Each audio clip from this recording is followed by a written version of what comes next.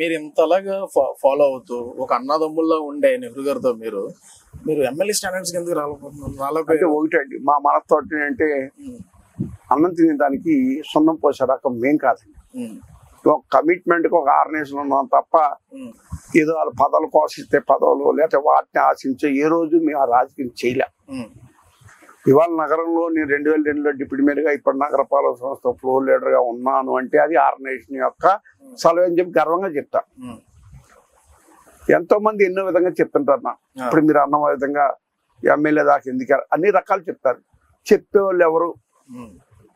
వాళ్ళకి లోతు పాత్రలు తెలియవు. నాకు తెలుసు కాబట్టి నేను చెప్తాను. ఎంతో మంది ఎన్ని రకాలు చెప్పినా ఎందుకంటే వాళ్ళు ఎవరు నిలబడరు. వాళ్ళ మా నాన్నక ఆ రోజున పాత రోజుల్లో నెహ్రూ గారు నాకు ఏదంటో ఏ పరిస్థితి నుంచి ఈ రోజు ఈ పరిచుకున్నా అంటే అది ఓపెన్ గా చెప్పేది. నేను ఓపెన్ గానే చెప్తా. అది ఆర్గనైజేషన్ వల్లే ఇవాళ నగరంలో లేకపోతే జిల్లాలో లేకపోతే రాష్ట్రంలో ఒక సత్యం మనిషి తెలుస్తున్నాడు అంటే నేనేం చేసేది నా ఆర్గనైజేషన్ ఏ రోజు నేను ఆలోచించలేదు. Still now also I'm not. కేవలం నెహ్రూ గారి వల్లే ఆర్గనైజేషన్ వల్లే. నేను పార్టీ గురించి మాట్లాడాను. నాకు నెహ్రూ గారు అన్ని విధాల ఫిలాసఫీ గైడ్ ఏ విధంగా ఉన్నారు. నేను దాన్ని కట్టుకున్నా. ఈ ఎండక గొడుగు పట్టే మనస్తత్వం నాది కాదు, మా ఆర్గనైజేషన్ కాదు. అందుకే మిగిలిపోయారు. ఎస్, ఎందుకు చెప్తున్నానంటే నిన్న మాట్లాడారుగా కొంతమంది, వాళ్ళందరికీ సమాధానంగా చెప్తున్నాం. పరిస్థితిని బట్టి మేలంత మేము ఎప్పుడు కూడా అపోజిషన్ ఉన్నామండి. నేను 80 నుంచి అక్కడ ఉన్నాను. ఏ రోజు అధికారం తలవలేదు. అధికార పార్టీకి వెళ్ళి పైరులు చేసిన మనస్తత్వాలు మావి కావు. వాళ్ళు ఏమన్నది ప్రజలు చెప్తారు. నేను తూర్పు నియోజకవర్గానికి వస్తాను. నెహ్రూ గారు చనిపోయిన తర్వాత పార్టీలోకి వెళ్ళి అనుకోకుండా నెహ్రూ గారు చనిపోయిన తర్వాత అవినాష్ గారు మరియు నేను ఇవాళ ఓపెన్ గానే రాష్ట్ర ప్రజలందరికీ మీ ద్వారా చెప్పిన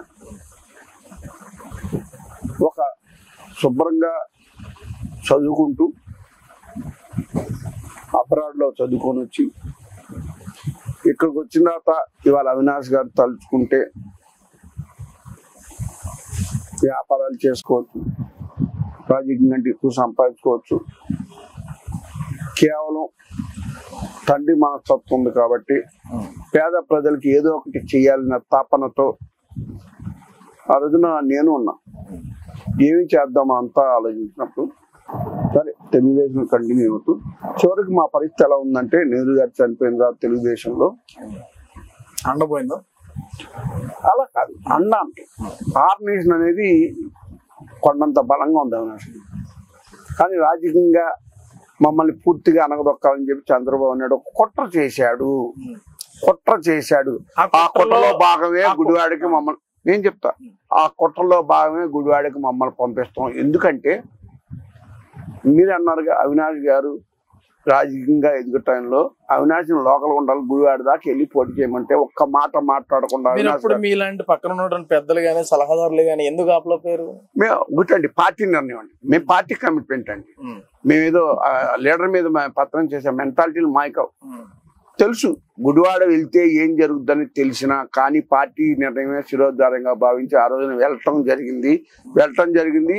మీకు ఎవరన్నా కనుక్కోండి గుడివాడలో ఫైట్ ఇచ్చామనేది తెలుసు.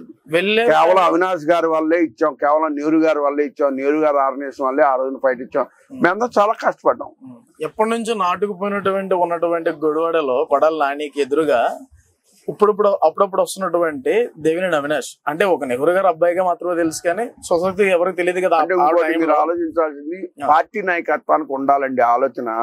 ఈ బాబుని పంపిస్తున్నాము రాజకీయంగా ఎదిగే బాబుని, దానివల్ల ఇబ్బంది బాబు కూడా రాజకీయ పార్టీ నాయకత్వానికి ఉండాలండి. చెప్తా అయిపోయింది. గుడివాడలో పరాజయం అయిన తర్వాత వచ్చేసిన తర్వాత మేము పార్టీ మారలేదు. అప్పటికి మీరు మాట్లాడదానికి ముందు గుడివాడలో పోటీ చేసేటప్పుడు పూర్తి స్థాయిలో అవినాష్ గారికి మీరు మీలాంటి వాళ్ళు కానీ మీరు కానీ పూర్తి స్థాయిలో పని చేయకపోవడానికి గల కారణం ఏంటి?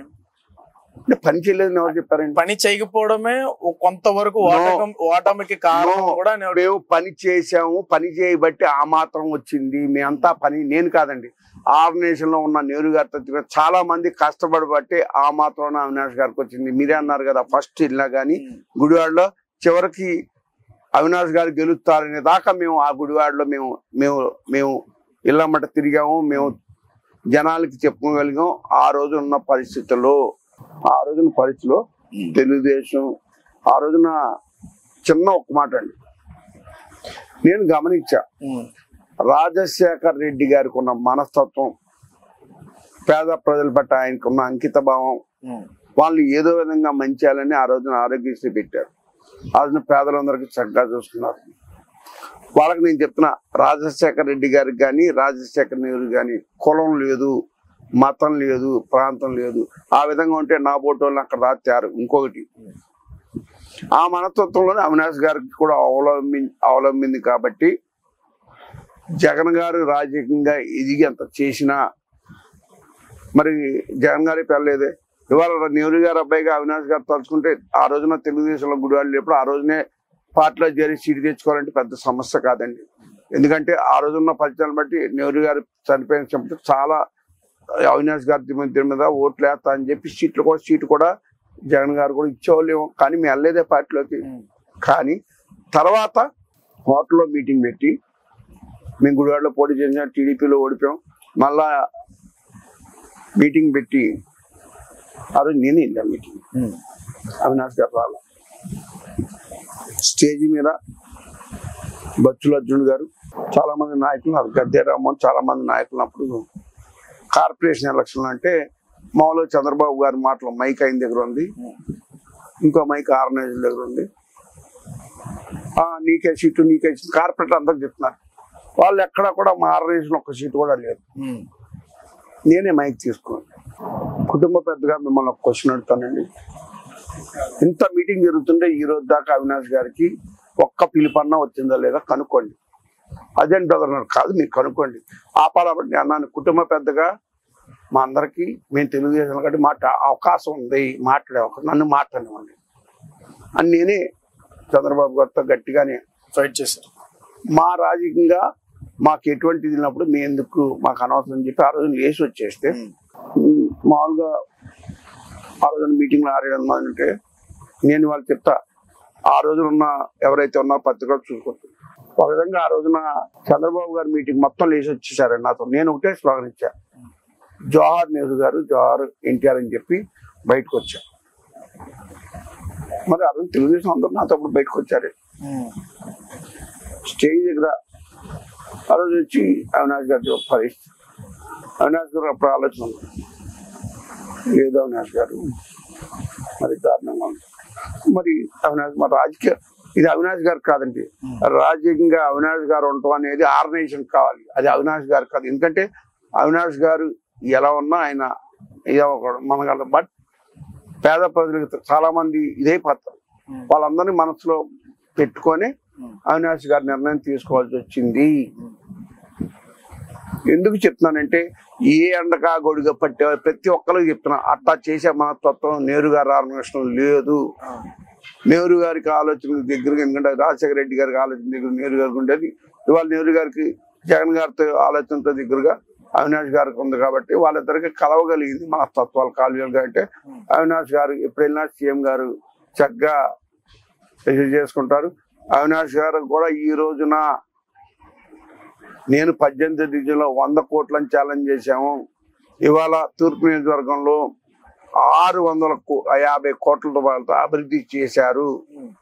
అలాగే సంక్షేమం కూడా కొన్ని వేలాది కోట్ల రూపాయలు తూర్పు నియోజకవర్గంలో జరిగింది.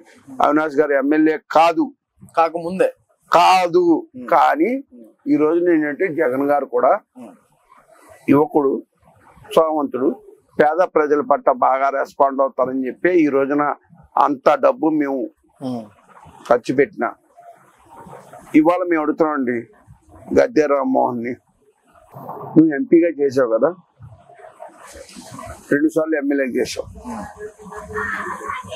గద్దె రామ్మోహన్ 2 సార్లు ఎమ్మెల్యే చేసావు, ఇదే నియోజకవర్గం. గద్దె రామ్మోహన్కి రాణి గారి తోట అంటే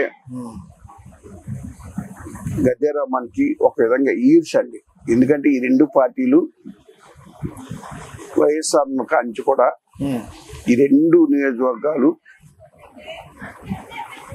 పార్టీకి దగ్గర ఉన్నాయి. రాజశేఖర రెడ్డి పార్టీ, జగన్మోహన్ రెడ్డి పార్టీ దగ్గర ఉన్నాయని చెప్పి 2 వాటిని కూడా బఫర్ జోన్ లో పెట్టి ఆఖరికి పేదలు నివసించే వాటి మీద కూడా ఆయన కక్ష సాధింపుగా పైకి చాలా మెత్తగా మాట్లాడతాడు.